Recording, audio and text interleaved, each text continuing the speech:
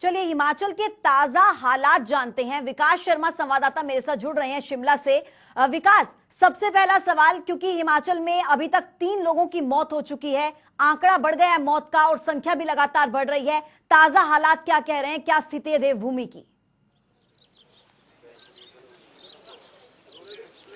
बिल्कुल, देखिए ताज़ा हालात जो हैं वो कुछ खास अच्छे नहीं हैं, क्योंकि ऐसे में अगर टोटल अब तक के अगर कुल मामलों की अगर मैं कोरोना पॉजिटिव मामलों की बात करूं तो अब हिमाचल प्रदेश के लिए अच्छी खबर इसलिए नहीं है क्योंकि अब संख्या बढ़कर 76 यानी कि 76 हो चुकी है। तो ऐसे में अगर एक्टिव मामलों की बात करें तो वो भी 34 हैं।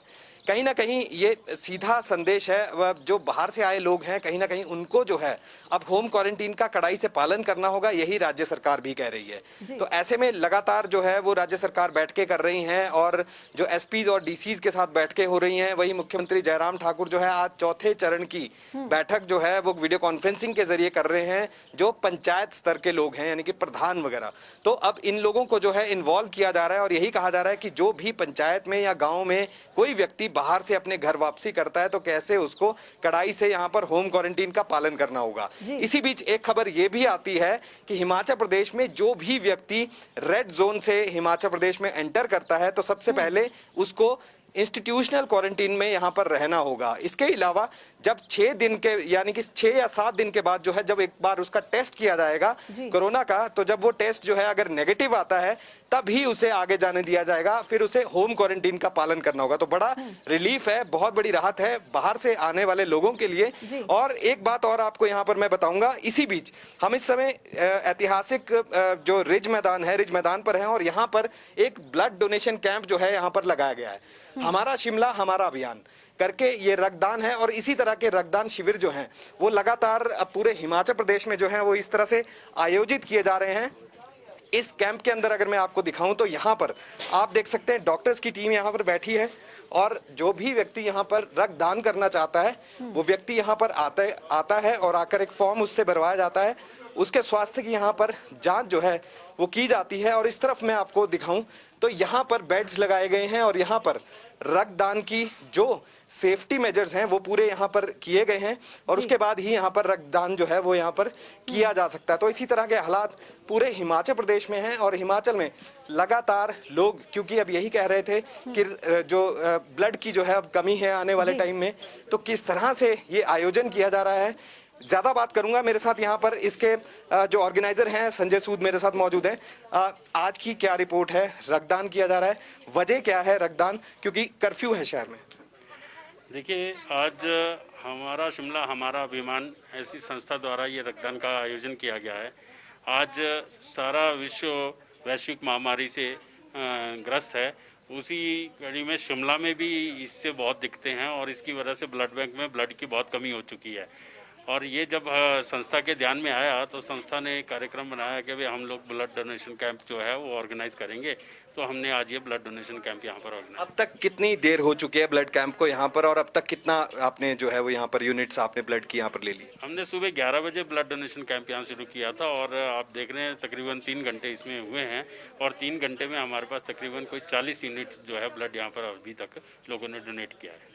इसके अलावा क्या सेफ्टी मेजर्स हैं, उनका क्या यहाँ पर ख्याल रखा जा रहा है? क्योंकि संक्रमण का खतरा जो है वो लगातार बना है, कोरोना के चलते शहर में कर्फ्यू भी है, तो लोगों की तादाद किस तरह से देख रहे हैं, सेफ्टी मेजर्स क्या है? जैसा आप खुद भी देख रहे हैं कि सेफ्टी मेजर्स को ध्यान में रखते हुए हमने पहले सारे एरिया को सैनिटाइज करवाया और यहाँ पर हर टेबल पे सैनिटाइज़र हमने अवेलेबल करा रखा है। और अगर हमारे पास एक ही बारी में डोनर थोड़े ज़्यादा आ रहे हैं तो हम उनको थोड़ा बाहर ही रोक रहे हैं ताकि अंदर का रश कम होगा तो हम उनको अंदर ला रहे हैं। हमसे बातचीत करने के लिए शुक्रिया। तो अब इस तरह के हालात हैं हिमाचल प्रदेश में जहां लोग जो हैं वो लगातार अब रक्तदान जो है वो यहाँ पर कर रहे हैं। और इसके अलावा यही नहीं, आपको बताएं कि जो समाज सेवी संस्थाएं हैं वो इस समय खुलकर जो है वो बाहर आ रही हैं और लोगों की मदद यहाँ पर की जा रही है, चाहे वो खाने पीने की अगर बात करें या फिर अगर बात करें किसी और तरह से मास्क जो है बांटे जाने हैं या फिर सैनिटाइजर्स बांटे जाने हैं, तमाम ये चीजें हैं। लेकिन हिमाचल के लिए अच्छी खबर इसलिए नहीं है क्योंकि आंकड़ा जो है वो कोरोना पॉजिटिव का लगातार बढ़ रहा है और जो तस्वीरें आप शाम को जो है एक व्यक्ति की मौत यहाँ पर हो गई है तो अब आंकड़ा 3 हो गया है। जी विकास, ये जो तस्वीरें आप हमें अभी दिखा रहे हैं, ये तस्वीरें वाकई काफी काबिले तारीफ हैं, क्योंकि ब्लड बैंक्स में खून की कमी ना हो, इसको लेकर भी कुछ संस्थाएं किस तरीके से काम कर रही हैं सेफ्टी मेजर्स के साथ, तमाम तस्वीरें हमने देखी हैं। लेकिन एक बात मैं जानना चाहूंगी, जिस तरीके से आप भी जानकारी दे रहे थे कि आज भी जो हिमाचल के मुख्यमंत्री हैं वो आज भी एक मीटिंग करने वाले हैं, लगातार बैठकों का दौर चल रहा है। ऐसे में हिमाचल सरकार की तरफ से क्या तैयारियां उन लोगों के लिए की गई हैं जो इस वक्त कोरोना के पेशेंट्स हैं, जो कोरोना संक्रमण से जूझ रहे हैं, यानी कि अस्पताल में किस तरीके की व्यवस्थाएं हैं, उन लोगों के लिए क्या व्यवस्थाएं हैं जो अपने घरों में हैं, लॉकडाउन के चलते जहां पर जो है अपने घरों से बाहर नहीं निकल रहे हैं, जरूरी सेवाओं से संबंधित क्या कुछ तमाम तैयारियां हिमाचल सरकार की तरफ से की गई? बिल्कुल, देखिए, सबसे पहले तो हिमाचल सरकार यही कह रही है कि अब इंस्टीट्यूशनल और जो होम क्वारंटीन है उसका पालन जो है वो सख्ताई से किया जाए, इसको लेकर रोड मैप बनाया गया है। सबसे पहली बात यही है। दूसरी बात ये कि जो इंस्टीट्यूशनल क्वारंटीन है वो बेहद मुश्किल होता है, बेहद सख्त रहता है और कड़ाई से उसका पालन यहाँ पर किया जाता है। लेकिन बहुत से लोग हिमाचल प्रदेश में अभी भी ऐसे हैं जो कि होम क्वारंटीन का पालन यहाँ नहीं कर रहे हैं। तो ऐसे में लगातार अब पुलिस की भी उनसे अपील यही है कि लोग जो हैं वो अपना ध्यान रखें और कम से कम अपने साथ, अपनी बीमारी के साथ साथ किसी और को बीमार ना कर दें, यानी कि संक्रमण जो है वो उसका खतरा जो जिस तरह से बना हुआ है, अगर वो व्यक्ति संक्रमित होता है तो कहीं ना कहीं और लोगों के लिए भी ये घातक हो सकता है। तो ऐसे में मुख्यमंत्री जयराम ठाकुर का भी यही कहना है और इसी चरण में अब जिस तरह से बैठकें जो है वो यहाँ पर की जा रही हैं वीडियो कॉन्फ्रेंसिंग के जरिए, उसमें अब जो पंचायत के प्रधान हैं, गाँव के जो प्रधान हैं, उनको साथ में जोड़ा जा रहा है ताकि ये होम क्वारंटीन का पालन करने वाले जो लोग हैं या जो लोग उसमें ढील कर रहे हैं, यानी कि होम क्वारंटीन का पालन यहाँ पर ढंग से नहीं कर रहे हैं, उनके खिलाफ FIR तक जो है वो पुलिस कर रही है। तो ऐसे में कानून बेहद सख्त है।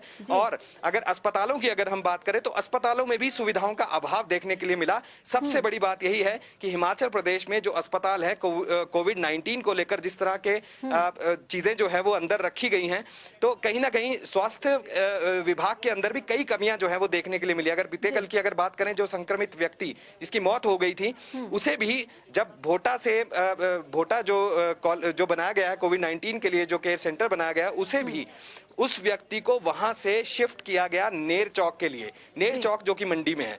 तो ऐसे में स्वास्थ्य सुविधाओं का अभाव जो है वो हिमाचल प्रदेश के अस्पतालों में भी देखने के लिए मिलता है, क्योंकि जब वहां के मरीजों से बात की जाए तो कुछ खास हालात ठीक नजर नहीं आते। क्योंकि जी विकास, आपका बहुत बहुत शुक्रिया।